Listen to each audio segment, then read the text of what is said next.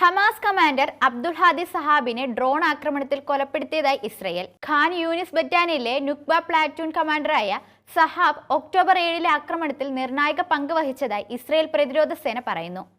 തെക്കൻ ഗാസയിലെ ഖാൻ യൂനിസിൽ നടത്തിയ ആക്രമണത്തിലാണ് സബാഹിനെ കൊല്ലപ്പെടുത്തിയത്. കൃത്യമായ രഹസ്യാന്വേഷണത്തിന്റെ അടിസ്ഥാനത്തിലാണ് ഇസ്രയേൽ സുരക്ഷാ ഏജൻസിയുമായി ചേർന്ന് സബാഹിനെതിരായി ഓപ്പറേഷൻ സംഘടിപ്പിച്ചതെന്ന് പ്രതിരോധ സേന പറയുന്നു. സൈനികർക്കെതിരെ ഒന്നിലധികം ആക്രമണങ്ങൾക്ക് സബാഹ് നേതൃത്വം നൽകിയിരുന്നതായും ഖാൻ യൂനിസിലെ മാനുഷിക മേഖലയിൽ ഒരു അഭയാർത്ഥി കേന്ദ്രത്തിൽ നിന്നാണ് പ്രവർത്തനങ്ങൾ ഏകോപിച്ചിരുന്നതായും ഇസ്രയേൽ ആരോപിച്ചു.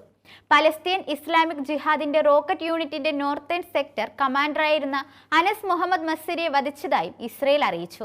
നിരവധി തീവ്രവാദ പ്രവർത്തനങ്ങൾ നടപ്പാക്കുന്നതിനും ഇസ്രയേൽ പൗരന്മാരെയും സൈനികരെയും ലക്ഷ്യം വെച്ചുള്ള പ്രവർത്തനങ്ങളുടെ പ്രധാന ചുമതല മസ്രിക്കായിരുന്നു. ഇസ്രയേൽ ജനറൽ സെക്യൂരിറ്റി സർവീസുമായി സഹകരിച്ച് 14 ഹമാസ് പ്രവർത്തകരെ ഇല്ലാതാക്കിയതായും അവരിൽ 6 പേർ ഒക്ടോബർ 7 ആക്രമണത്തിൽ നേരിട്ട് പങ്കെടുത്തിരുന്നതായും IDF അറിയിച്ചു.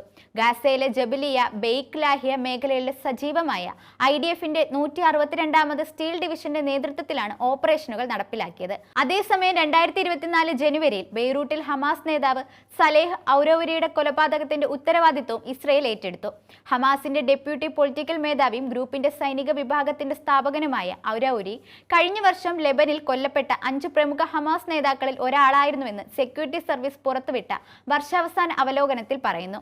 കൂടാതെ ഇസ്രയേൽ ആക്രമണത്തിനൊപ്പം പലസ്തീനികളെ ദുരിതത്തിലാക്കി ഗാസയിൽ ഇപ്പോൾ വെള്ളപ്പൊക്കമാണ്. വെള്ളപ്പൊക്കത്തിന് പിന്നാലെ ശുദ്ധമായ കുടിവെള്ളത്തിന് ലഭ്യത കുറവുണ്ടെന്നും റിപ്പോർട്ടുകളുണ്ട്. അടിയന്തര ഘട്ടങ്ങളിൽ ഫയർഫോഴ്സ് ഉൾപ്പെടെയുള്ള സേനകളുടെ സേവനം ഉപയോഗിക്കണമെന്നാണ് നിർദ്ദേശം. ശനിയാഴ്ച പെയ്ത കനത്ത മഴയിൽ രാജ്യത്ത് വലിയ നാശനഷ്ടമാണ് ഉണ്ടായത്. വരുന്ന ദിവസങ്ങളിൽ ശക്തമായ കാറ്റിന് സാധ്യതയുണ്ടെന്ന് കേന്ദ്ര കാലാവസ്ഥാ വകുപ്പ് അറിയിച്ചു.